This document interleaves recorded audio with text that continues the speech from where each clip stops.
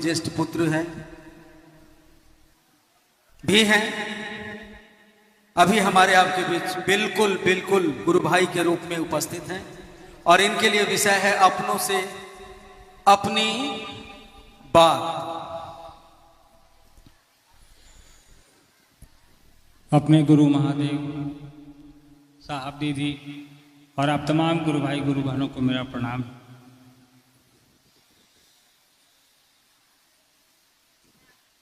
चेन्नई में आयोजित इस अनौपचारिक बैठक मुलाकात जो कह लीजिए आप इसको,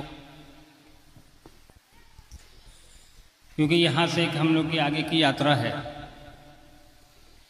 तो आप लोगों से मुलाकात करने का एक सौभाग्य प्राप्त हुआ हम लोगों को।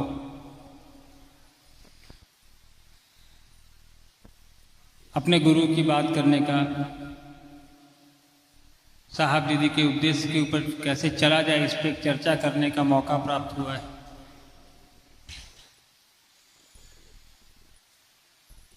पूर्व में भी चेन्नई हम लोगों ने साहब के साथ यात्राएं की हैं। इधर काफी दिनों बाद चेन्नई में आने का मौका मिला। पहले एक चीज़ ये मुझे बताइए कि चेन्नई में जब साहब आए थे तो आप में से कितने लोग थे उस कार्यक्रम में? ज़्यादातर लोग थे।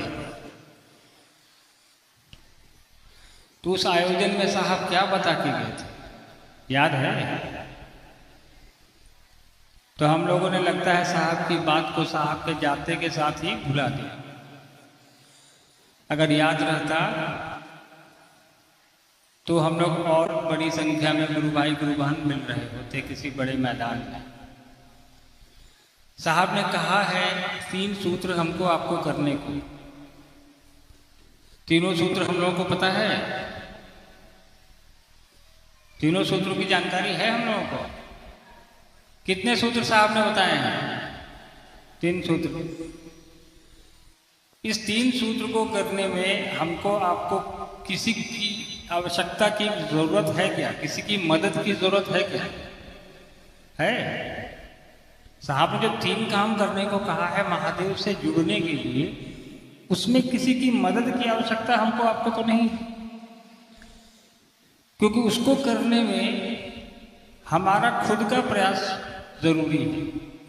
हम और आप जो प्रयास करेंगे वो 3 सूत्र के माध्यम से अपने गुरु के प्रति अपना जुड़ाव स्थापित करने के लिए। तो साहब ने ये बताया हमको और उस पथ पे हम और आप चल रहे। हमने देखा है कि पिछले 40 वर्षों से जब से कमरे के बाहर साहब ने लोगों को बताना शुरू किया कि शिव मेरे गुरु हैं, आपके भी हो सकते हैं, लोगों को जोड़ना शुरू किया इस माध्यम से। तो जैसा थोड़ी देर पहले सोमेंद्र जी कह रहे थे ना कि साहब जब मधेपुरा से पटना आए तो 9 महीने तक किसी ने महादेव को गुरु बनाया ही नहीं। साहब कहते थे,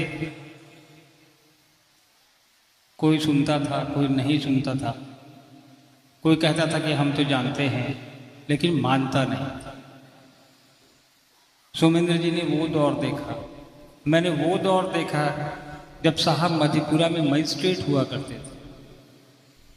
तो उनका पुत्र होने के नाते ये सौभाग्य मुझे प्राप्त है कि मैंने शिव चर्चा के शुरुआती दिनों में उनके अपने गुरु के प्रति समर्पण को देखा है।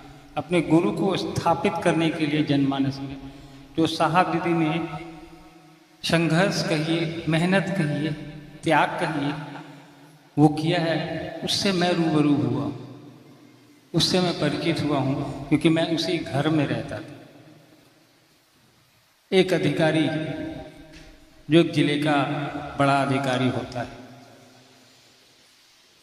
वो प्रतिदिन अपने कार्यालय जाना उनका, और जब वहाँ से वापस आना तो किसी न किसी एक नए आदमी को अपनी गाड़ी में बिठा के लाना, उसको अपने साथ खाना खिलाना, उसको ये समझाना कि शिव गुरु होते हैं भैया, मान लीजिए, प्रयास करके देखिए, जुड़ के देखिए।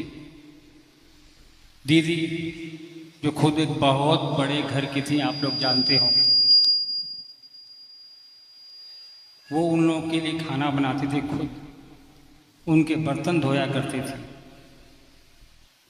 और कई दफ़े पूरी पूरी रात एक व्यक्ति को यह समझाने में कि शिव गुरु होते हैं, आपके भी हो सकते हैं, मेरे हैं, आप मान के देखिए, पूरी रात निकल जाती थी। कभी आपने सोचा है कि साहब ऐसा क्यों करते थे, साहब को इसकी क्या आवश्यकता पड़ी? शिव गुरु हैं, पहले भी थे, कौन नई बात है? महादेव तो पहले भी थे, किताबों में थे, लेकिन थे, कुछ लोगों के थे, लेकिन थे, लेकिन आपके मेरे नहीं थे। तो साहब को क्या पड़ी थी कि उस शिव के गुरु स्वरूप को किताबों से, ग्रंथ से निकाल के हमारे आपके तक पहुंचाने की क्या जरूरत पड़ गई?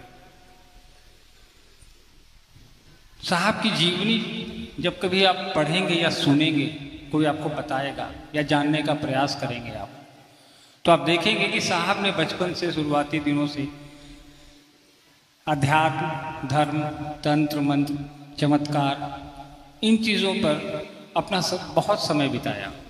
काफ़ी चीज़ें सीखी उन्होंने, देखी। जीवन के शुरुआत के 20-30 साल साहब ने इसी में लगा दिया।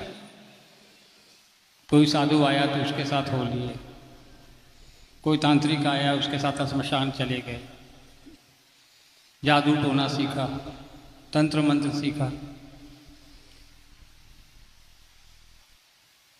तो साहब तो कहते थे कि इन चीज़ों को मैं सीखता था कि मैं लोगों पर अपना प्रभाव जमा सकूं, लेकिन कालांतर में, समय के साथ, जब इन चीज़ों में से साहब को ऊब होने लगी, चीज़ें ये समझ में आने लगी कि ये कुछ नहीं है सिवाय धोखा के। भगवान का रूप पकड़ के कोई आता है, कहता है मैं भगवान हूँ, बाद में पता चलता है कि वो प्रेत होता है। श्मशान घाट में साहब ने साधनाएं की, वर्षों तक की। बिहार के कई एक श्मशान में साहब गए, लेकिन उसके बाद जब साहब को यह अनुभूत हुआ, यह साहब को उद्घोषणा हुई, जो साहब के अंदर बैठी, साहब ने स्वीकार किया, वही धीरे धीरे करके 3 सूत्र में परिवर्तित होकर हमारे आपके बीच आया। तीनों सूत्र की घटनाएं आप लोग को पता होंगी, जिसने भी साहब को सुना है। साहब ने बताया है कि वो 3 सूत्र उनको मिले कैसे और कब कब मिले। बाद में साहब ने क्या कहा? साहब ने कहा कुछ करने की जरूरत नहीं, बस यही 3 सूत्र करिए।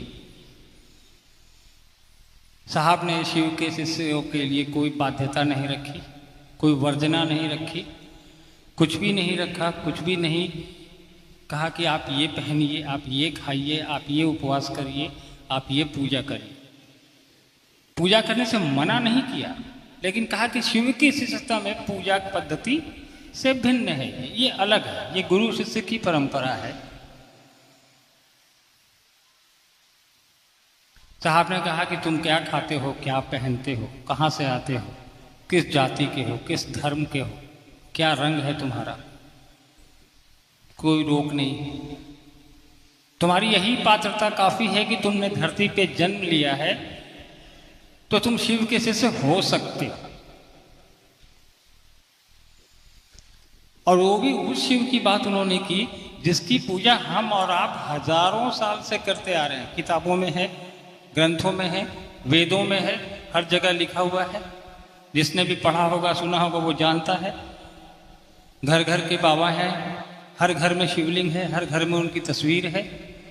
विशेष करके आप जहाँ बैठे हैं दक्षिण भारत में, चेन्नई में, तमिलनाडु में, भगवान शिव की व्याप्ति उत्तर भारत से ज्यादा दक्षिण भारत में। आप जिस इलाके में बैठे हैं, आप जब सर्वे करेंगे या जानकारी लेंगे पुस्तकों के माध्यम से,